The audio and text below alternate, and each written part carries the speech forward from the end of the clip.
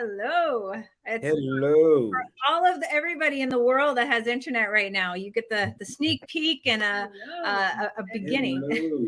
All of everybody in the world we have a bit of I'm hearing myself. Do we have another video? Making myself another window open. Now we're good. Are we good? Always got to do the live. This is why we're excited to do our in-person event in Cambridge, October 1st, so that we just have more technicalities when you're trying to do your slideshow. Let's say not so much of hearing yourself repeat. It really sucks, doesn't it?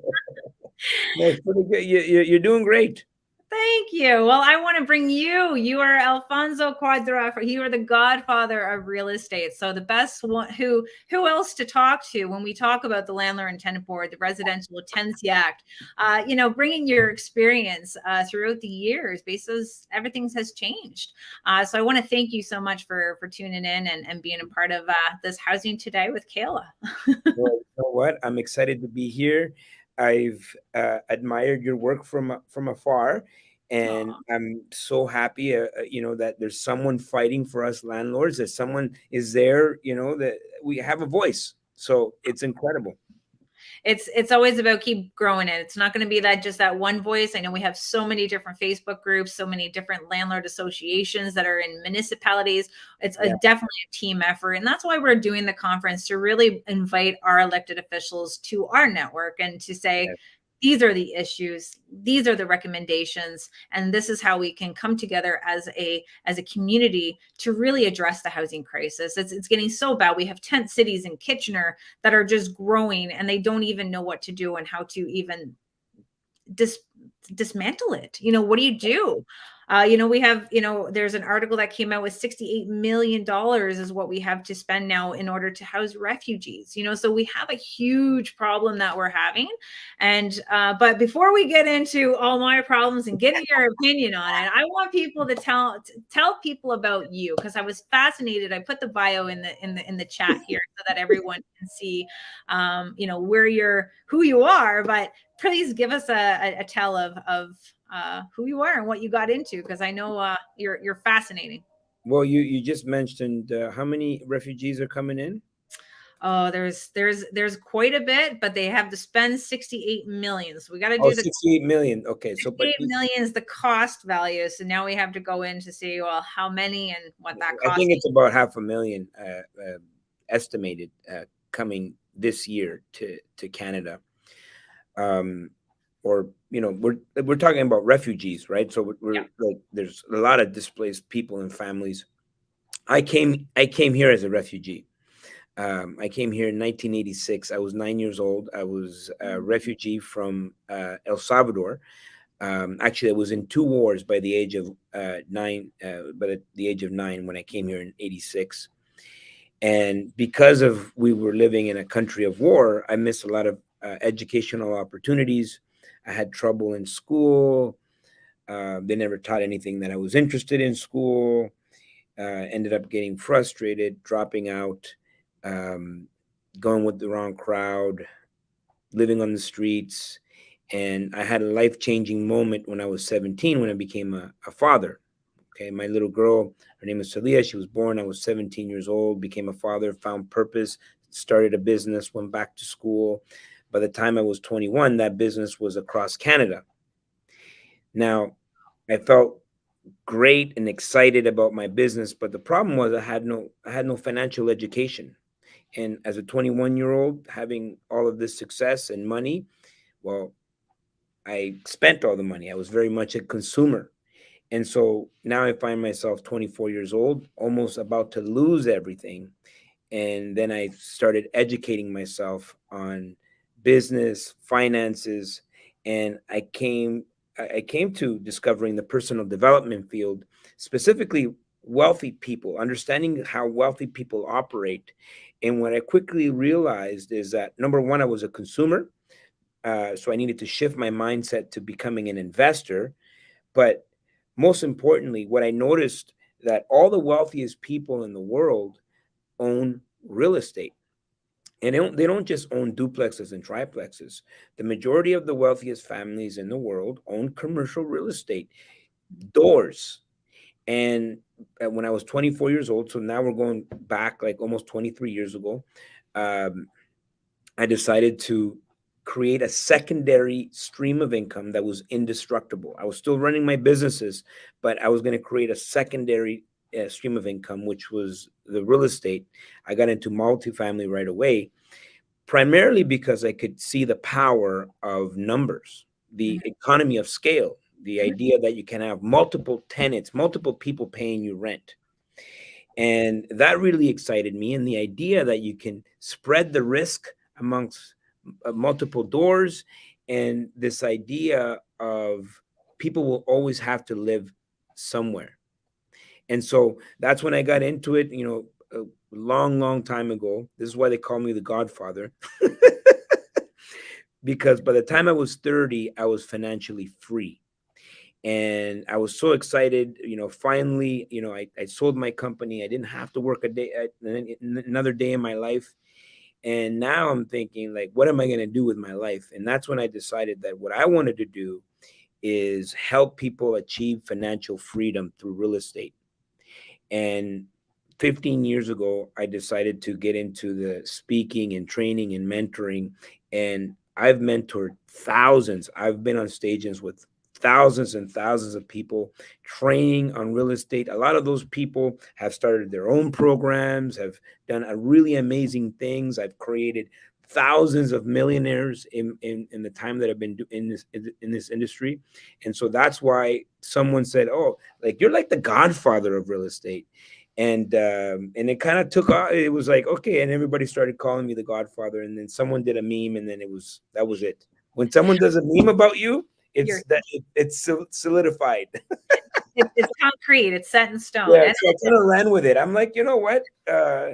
It's cute, well, you look at where you came from and how you were able to achieve that, and then we live in a society now where the jobs are out there, the drive is there. Like, how we just need to give that education now to most of our tenants, just to kind of help them achieve that Yeah, financial freedom as well. Because a lot of people think that landlords are just rich and greedy, but they're still working that 9 to 5. They're yeah, still doing the work, the manual labor themselves. And this is why it's so inspiring to hear your story of where you came from, in order to give that hope to people who are still in that rut. Like, and where was your business? Where was your question? Like, what was your first business that you've created? Because It you was a clothing quite. store. It was a clothing business when I was 17, or back in the early 90s, 95, 96.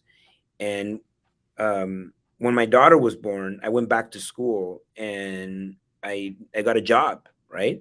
$5 an hour. That was the minimum wage back then. Yeah, buddy.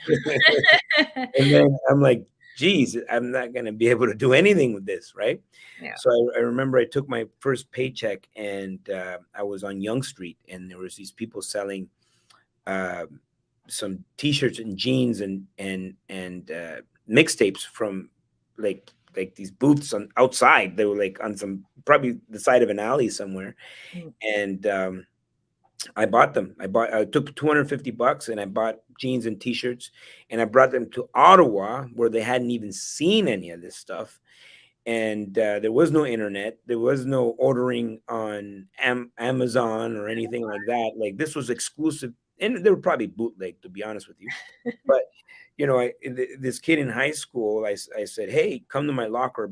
I got some gear, and I sold him. I bought the pair of jeans that I bought for 20. I was able to sell it to him for 60, making a $40 profit. Dude. And I'm like, this is a 10-minute transaction. I just made $40. I like this. I'm not gonna go back to my job and make $5 an hour. So what I decided to do was I was gonna pursue profits for the rest of my life. That was the decision that I made when I was 17 years old. That's awesome. That's awesome. And then what year did you get into real estate? It must have been, so.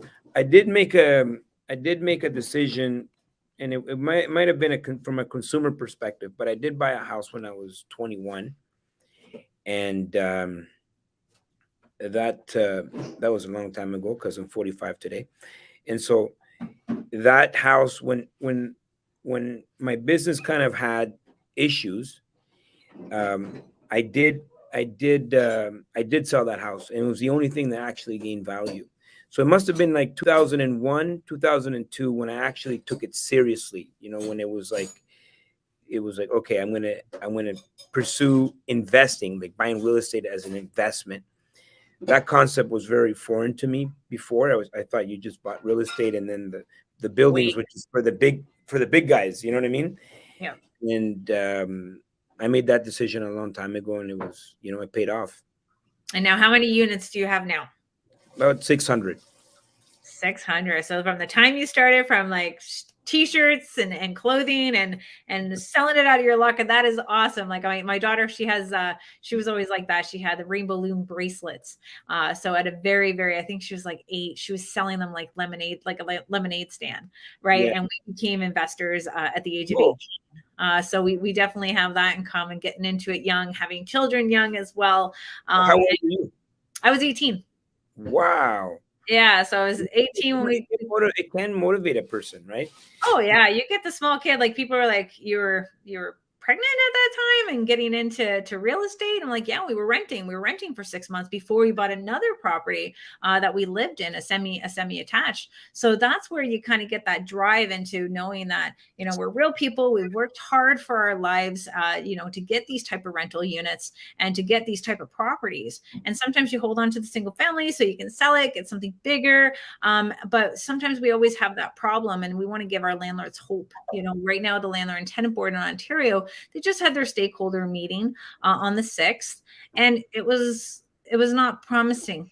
They seem like they don't even know how to address the backlog. They're trying to address problems with the portal, and they're trying to problems with scheduling, and they still just talk about this huge backlog that they have at the Landlord and Tenant Board, and they just think by hiring more adjudicators and still having to train adjudicators is that they're going to give access to justice. But some of these landlords, you know, what would you say to them that are sitting there with a tenant that's been in their unit for now well over a year without even paying rent? Like, what kind of advice would you give them to hold on to that hope? You're not gonna like my advice because uh, sometimes you do have to cut your losses, right?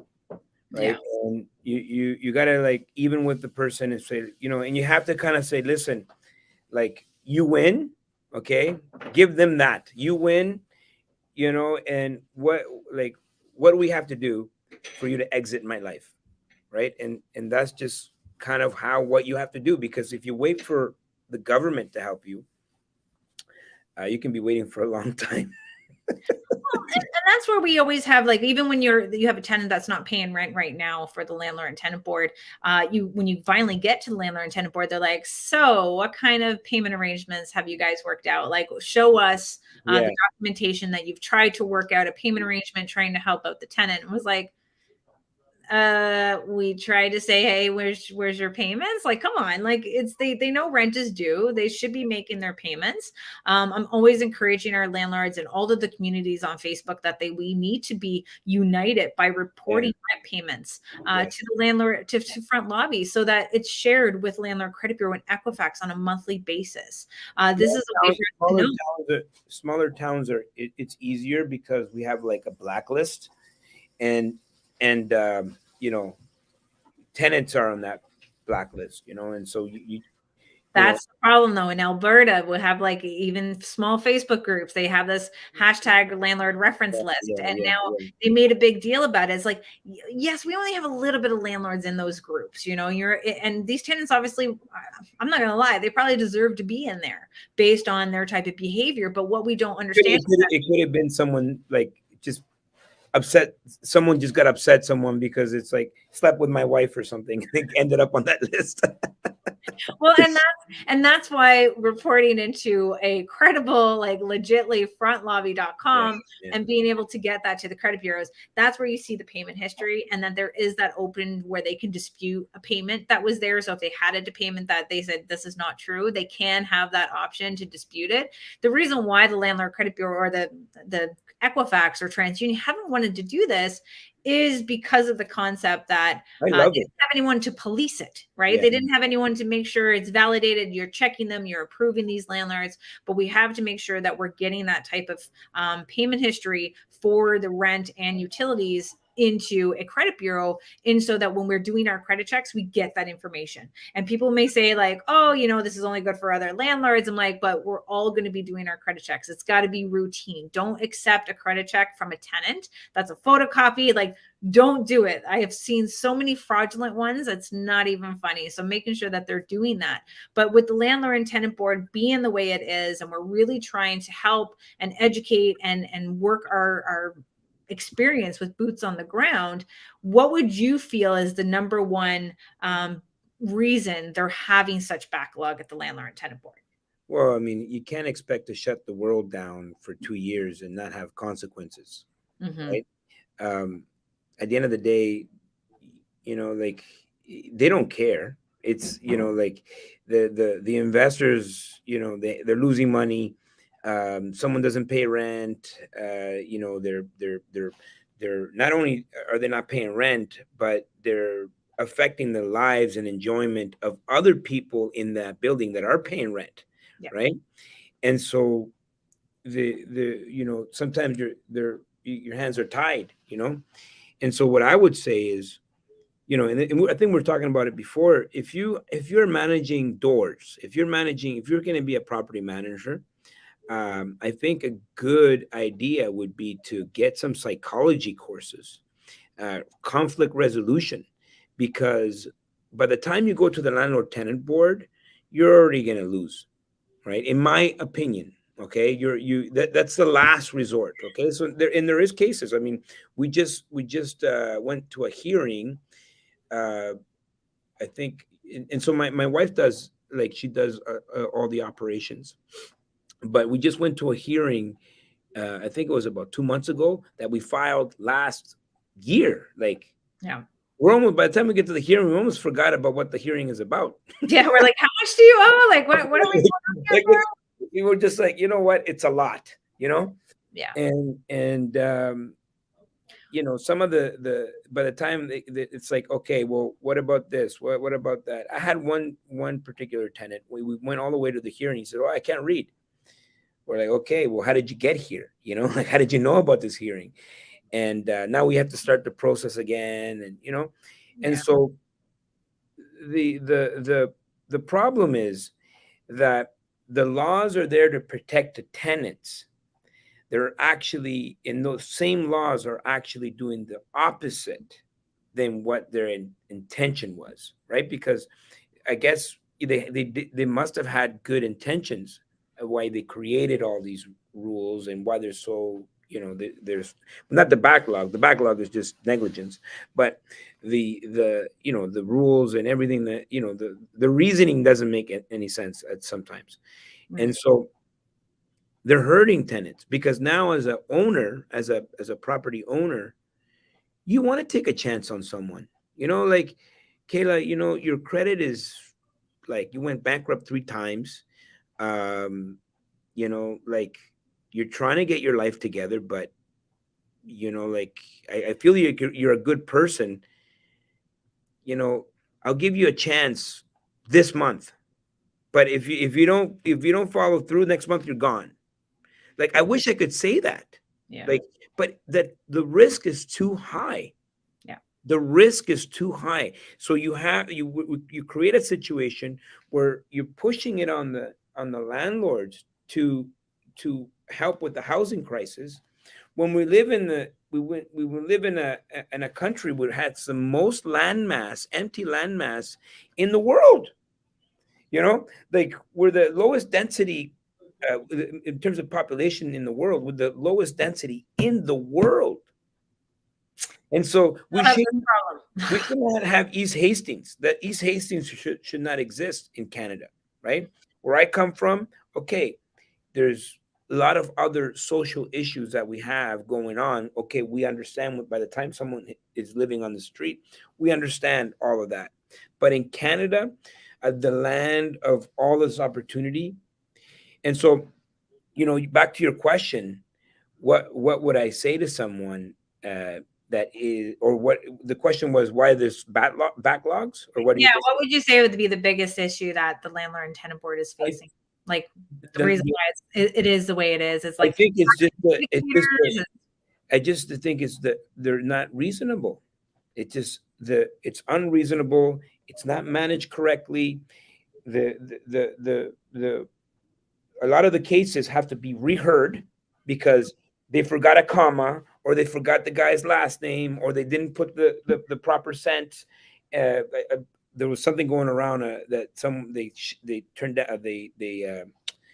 um, they they threw out a case because they got the cents wrong. Okay, Yep.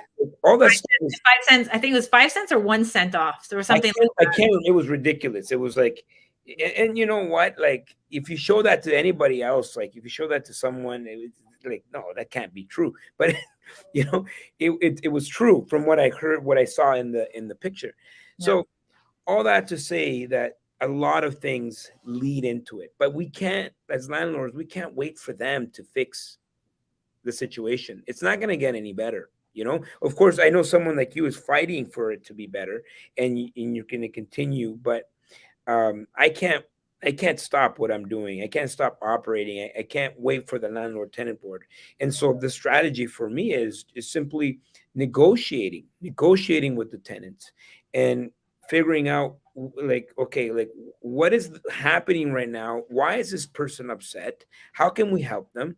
I mean, we have real estate all across Canada, and when we were facing April 1st, 2020, that was like judgment day for a lot of investors.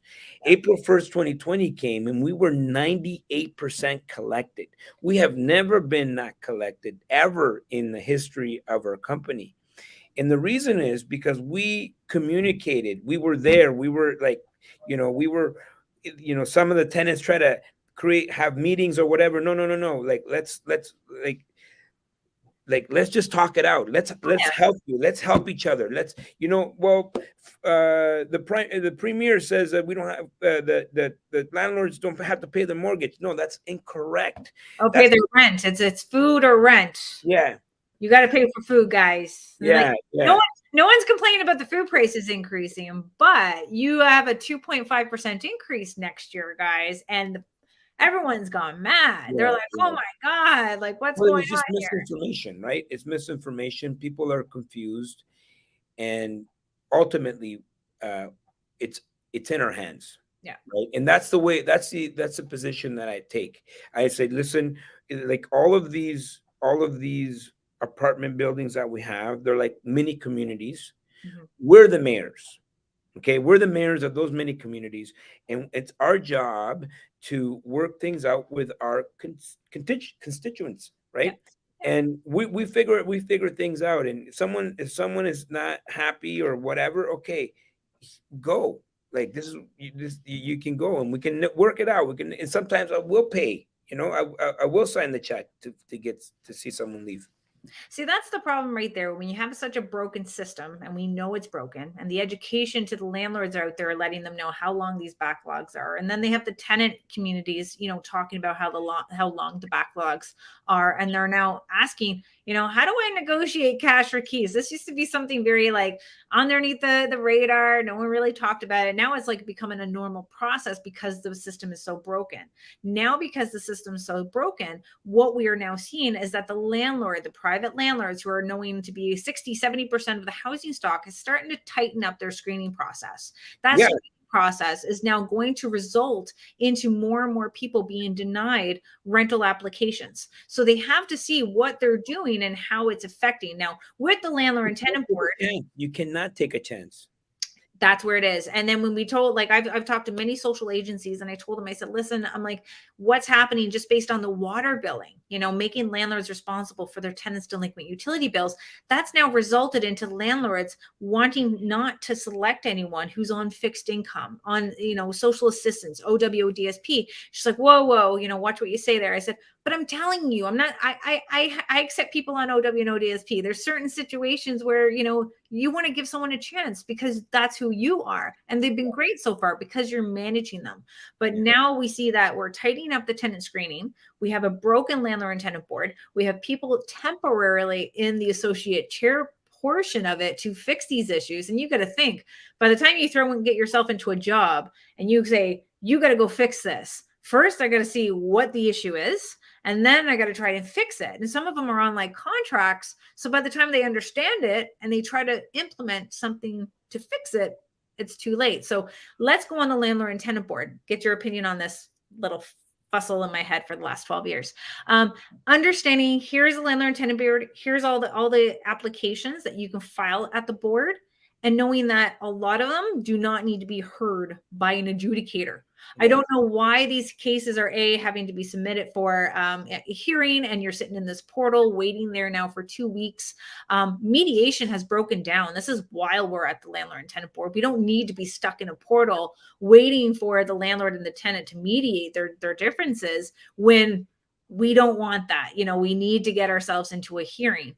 Now that the hearing has taken place, and like you mentioned, there's little tiny hearing, like little errors that the landlords are doing, or even the tenants are doing, but it doesn't matter when the tenants do it. It's only when the landlords do it. So we have to start realizing that these little errors that they're trying to sweep underneath the rug just to get it off their docket, it's going back into that scheduling. It's going to take more time and more effort from the landlord and tenant board. So let's work ourselves into removing the L1, so the non-payment of rent, from the landlord and tenant board. It's their number one application at the landlord and tenant board. So if we can have something black and white, here's the streamlined approach of, if you didn't pay rent, this is how long you have. These are the services that the government has offered people in desperate situations or hardship situations. This is where you can go and get the money in order to pay. And if you said that you've paid or you made payment arrangements and you want to dispute a longer eviction time, then you can apply a tenant to have a case heard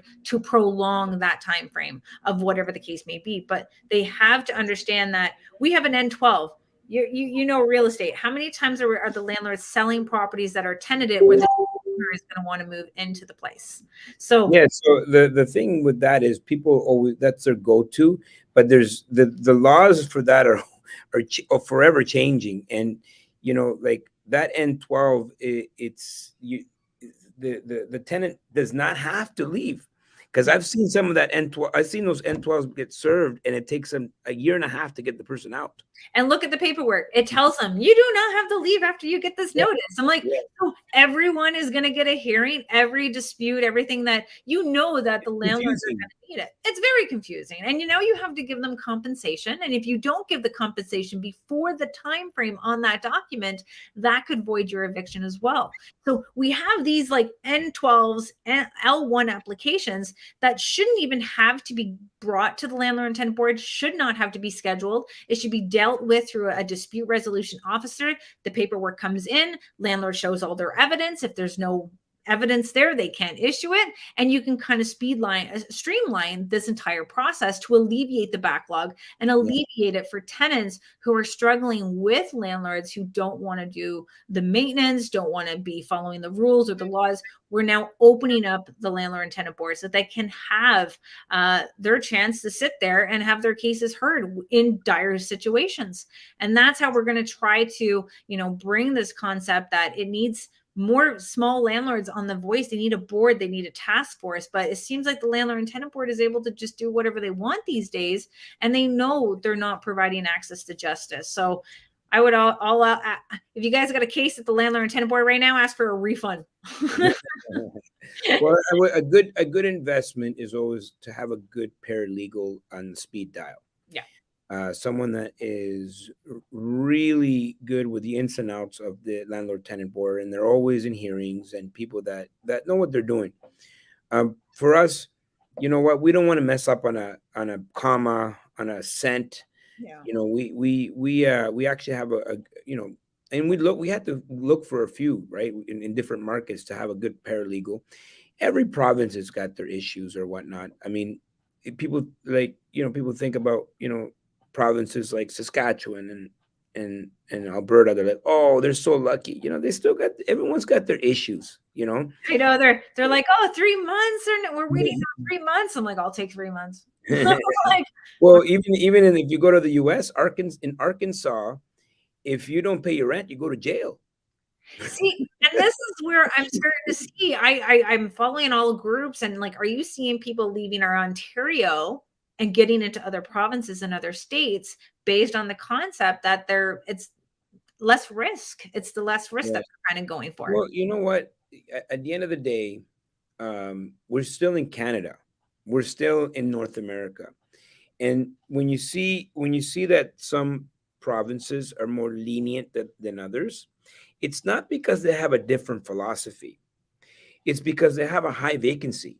And Mm, so they know that if someone can't go, if it's for whatever reason someone has to go, they can go somewhere else. And when you start seeing the vacancy change and shift, this is when the citizens, they're like they push on the politicians, and the politicians now have to make decisions, mhm, right? And they don't know what they're doing. For example, New Brunswick used to be one of these provinces like Alberta that recently has just brought all the horses back into the barn. And so, the second you start to see that there's a vacancy issue, like we were seeing in Ontario, this is where, you get all these committees and people trying to solve these issues. But what they end up doing, because they don't bring people like us to the table to ask questions or get feedback from, all of a sudden they create these laws that hurt the tenants in the long run. yeah. And and when you have a situation where you have um, it's a supply and demand issue, really, when it comes to it, because you don't have enough supply for the demand for housing, and that's what creates a crisis. But you can't put it on the landlords to solve the issue. It's the government has to solve that issue. Good case in point, Medicine Hat.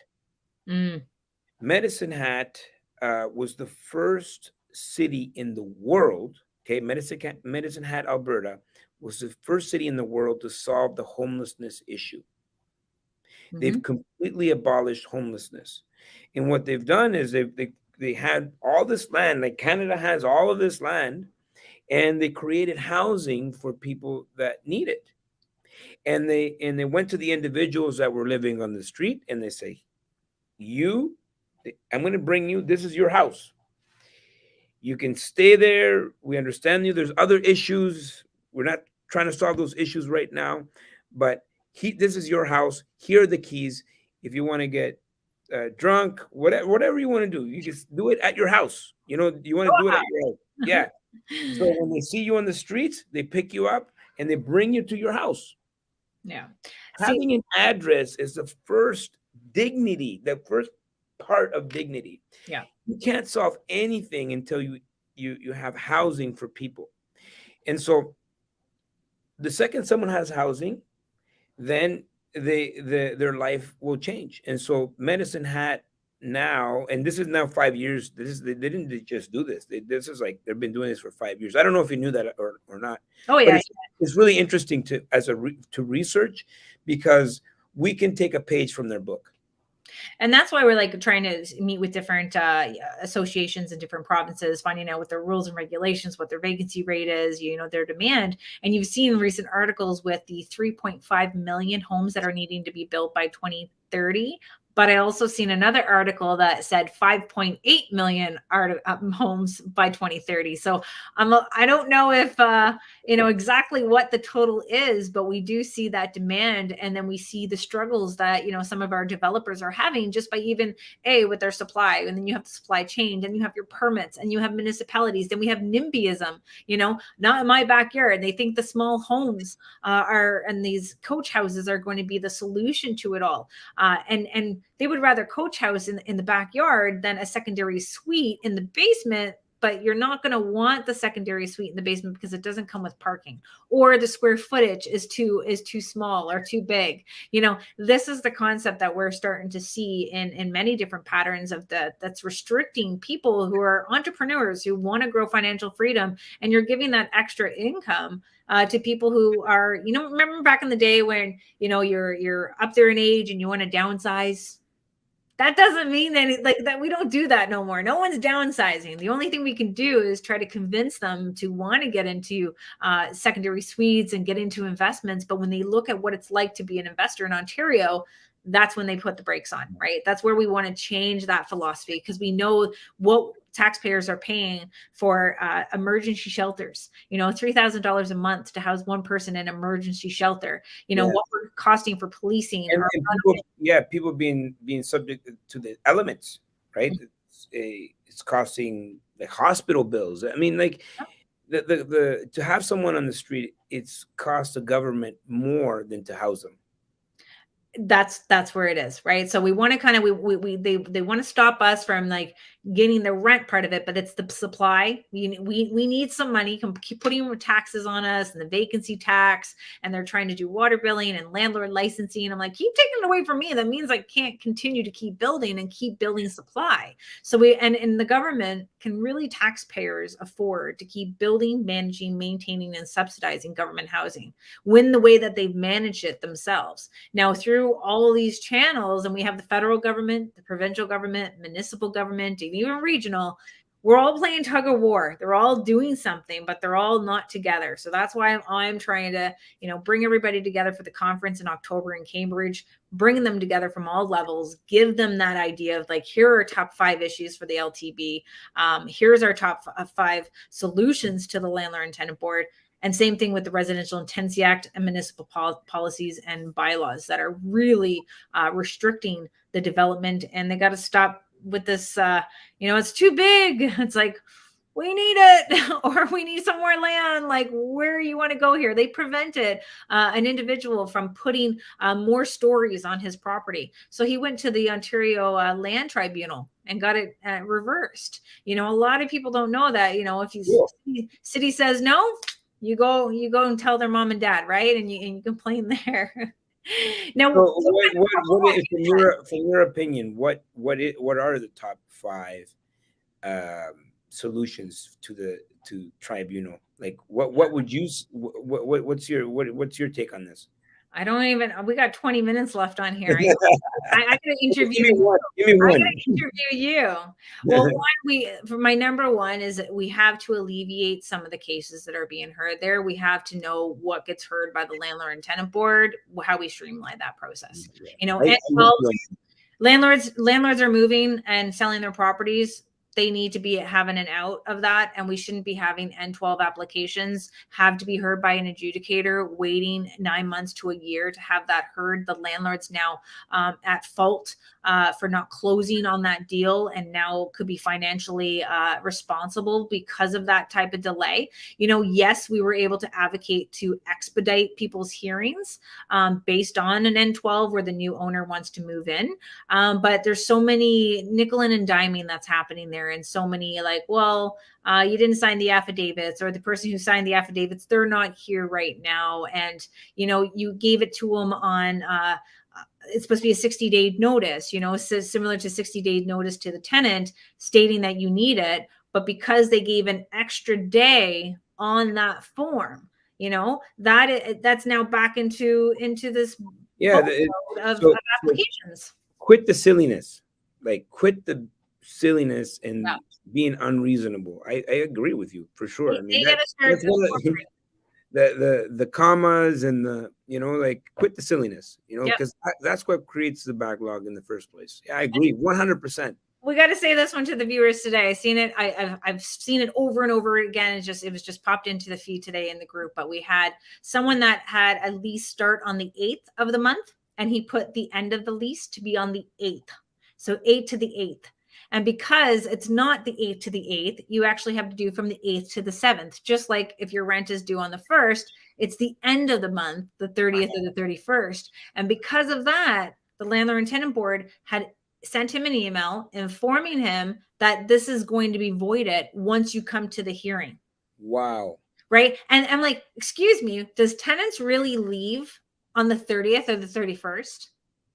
My experience, they always leave on the 1st of the month, and then you're rushing in, you're cleaning, and you're giving the keys to the tenant in the evening hour, and then they're spending all their afternoon and evening into, being able to move into their new home, right? So this is the stuff that the common sense factor. And I like to go back on, trying to communicate with these elected officials and the staff at the landlord and tenant board, and giving them with people with real boots on the ground and making these type of decisions, and not just paralegals. They have a lot of paralegals in the landlord and tenant board, and which is a good thing because they're going to know the rules and regulations. But at the same time, every issue is almost like more money to Canada Law Society. We shouldn't be so crazy and have to get a lawyer and give legal services to our tenants. We're giving out free legal services to tenants, but we got nothing for the landlords. And they always have that all landlords are rich and all tenants are poor, but there's so many tenants that are laughing right now. There's articles that says that it's better to be a renter right now than it is to be an owner. So we really want to kind of bring that into our voices into the board, and we need that with power. We need to keep showing them that, hey, we're connected. We're in all these groups on Facebook that they are able to let them know what's happening at the landlord and tenant board, and then be able to say, hey, email your MPP. Hey, let's email the landlord and tenant board. Protesting is great to bring awareness, but it's not going to be the one that's for our problem solving. We need to be communicating with each other. We need to be sharing different products and different tools. And that's why I'm such a passionate person to be telling people about rent reporting. Just, it's a tax write-off, $199 for the year. Just get your rent reporting in. File the debt with the credit bureaus through Front Lobby in order for us to be connected and be unionized. Like, I want to be like that Better Business Bureau of landlords, or I love it. I love it. I'm with you. Like, it's good to have you on our side. Oh. I know, I get all into it, and then I'm like, not all superheroes wear capes. I know people are like, how you do it? You got 4 kids. I'm like, we have to. This is the sake of people. I'm like, I come from a family of tenants. My husband comes from the family of landlords, and I've been in the landlord business now for 20 years.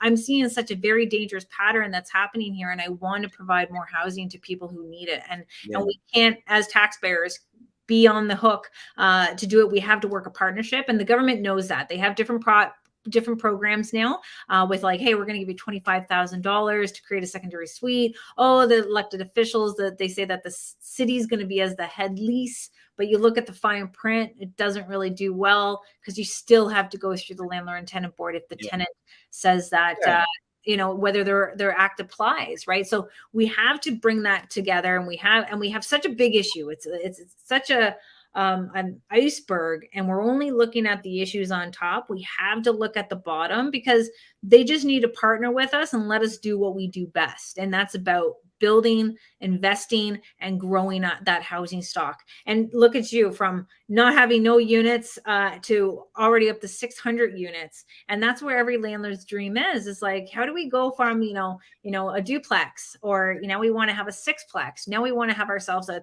34 unit building? Like, how do we do that? And obviously you're the best person to tell us, how did you do it? Well, I'll say this. The average Canadian will not, and this is like, I can say this with full confidence, will not have enough to retire. Yeah. They will not. And then that's going to be the government's issue. Unless you let entrepreneurs do their thing. People have their jobs, but they want to be landlords. They want to invest in property. That's going to offset the cost of what the government's going to have to pay for later on. And so there has to be incentives for us as investors, because if there is incentives, we will solve the housing issue. If you allow us to build more units, if you allow us to make decisions, if you allow us to make money. Now, having said that, I still would not be discouraged in getting into the game here in Ontario, right? Having said, it's true. There's backlogs. It's true. They're not reasonable. It's true. It leans more towards a tenant, but you still have it where the this asset class is the best. What are you going to trust? The stock market, crypto? Where are you going to go? You know what I mean? And so I would not discourage people from investing in Ontario. We have our problems. People like you are working towards solutions. I have confidence. Either way, I'm still going to buy real estate, and Oh I- yeah, and, like, and I'm going to play within whatever the rules are, that's just what it is, because you know what? There's no other better asset class. There's no other better place.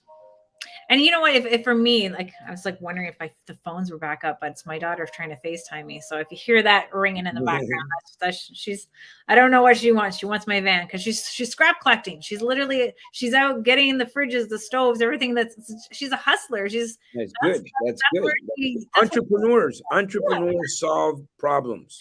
And that's where we go into the concept of, trying to teach our tenants. If I was a tenant right now, what would I do? If I see the concept of rent, one, I would get myself, if I was by myself, I get a 2-bedroom. Why? Because now I'm going to have a roommate. Get yourself, it sucks, but you know what?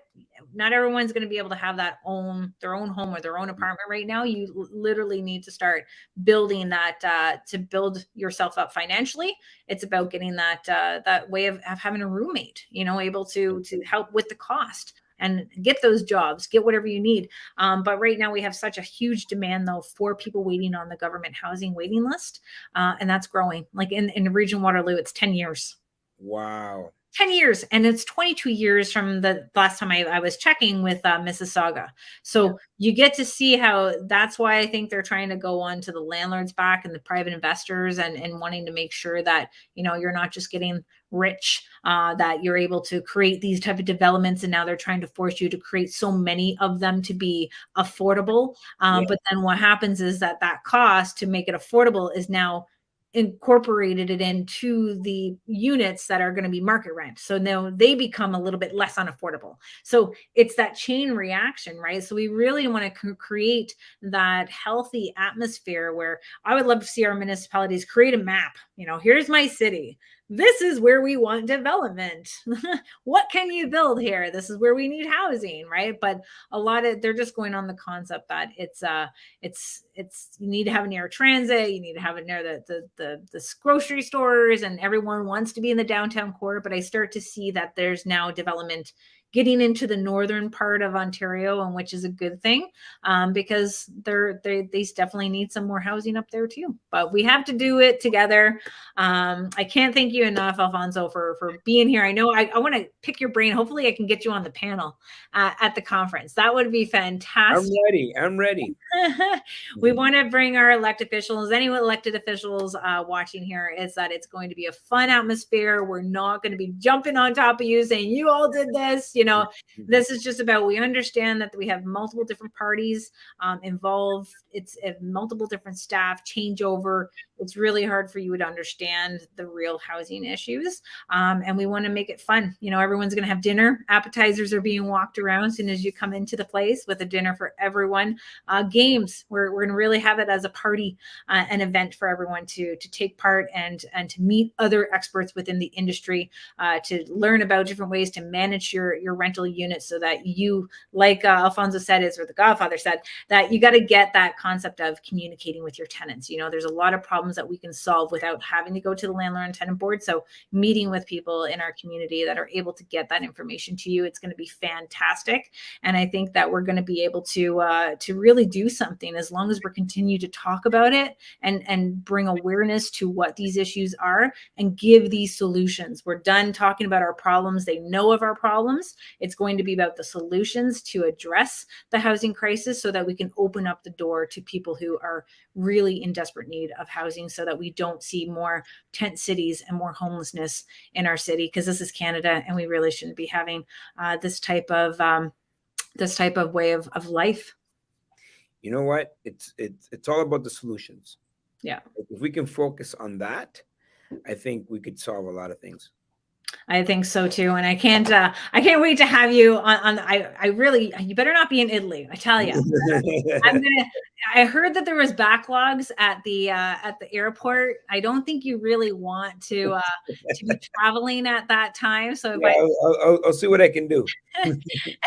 and I'll put the link for the details of the conference, guys, that you can get in there, so you can join us and have it as a wedding. I always say, like, if landlords and real estate got married, this is what it's going to be. We're going to have a lot of fun communicating, bringing our brainstorms together, because I got a lot of my issues or solutions. So we want to bring that to our themed conference so everyone can enjoy themselves, and making sure that you're signing up with frontlobby.com. Our membership for, we have a discount code for Front Lobby. That's OLW 15, and that gets you a $15 credit when you sign up for a premium membership.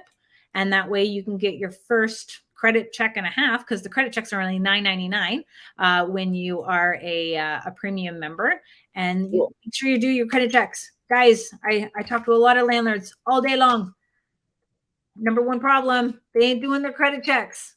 I know it sucks, but this is why it also helps our landlords, our tenants who may have, pay their rent on time, just have bad credit. Yeah. Now getting their landlords do reporting, that's going to help them build and improve the credit. So we start to help out our tenants who've had, a downhill spiral that just they couldn't get out of. It's a win-win. So put everything there in the comments. I'm going to have Alfonso back on, because I swear, like, we want to do it in person next time though.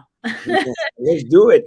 I'm ready. I even put a dress on because I had the Godfather on here today. I usually got my t-shirt. I'm like, makeup on. I'm like, we got the Godfather. So I want to thank everyone for subscribing to the YouTube channel, being a part of our Ontario Landlords Watch Facebook group. I watch everyone's comments and the posts that you're sharing, and keep helping each other and be very kind to one another. We have very inexperienced investors out there, and we have very, very experienced investors that are here to help. So make sure that you guys are always nice, and I look forward to seeing everybody in person again. It's going to be amazing. Last time I did it, I was 9 months pregnant. So I am not pregnant, and I am ready to host the best conference that anyone has ever been a part of, because it's not the traditional one. This is going to be about really making our industry better and bringing the real estate experts together with our elected officials. So invite your elected officials to this conference. Let them know to contact me, whatever we got to do to get them there. They need to listen and learn and be able to come together as a proper team so that we can fix the housing crisis. Now, Alfonso, where can people find you? Where can they find you? I know the best thing to do, I would say, go over to my YouTube channel. Just go to YouTube, search Alfonso Cuadra, and subscribe.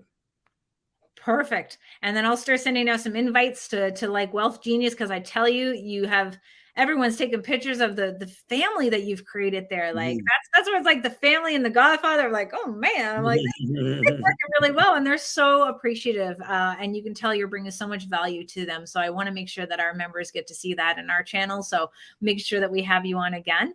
And hopefully you're at the panel, because I know we have more people that I can't wait to announce who are going to be attending the conference and that are going to be speaking.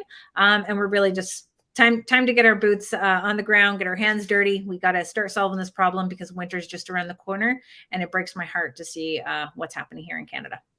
Thank you everyone for watching. Subscribe, and until our next Facebook Live next week, and we have a property manager coming on. So stay tuned, and we'll give you all the details. Thank you for watching. Don't forget to comment down below, subscribe, hit the bell to be notified the next time we're doing a video. And guess what? Like, share, dislike, I don't care! Let me see how that looks.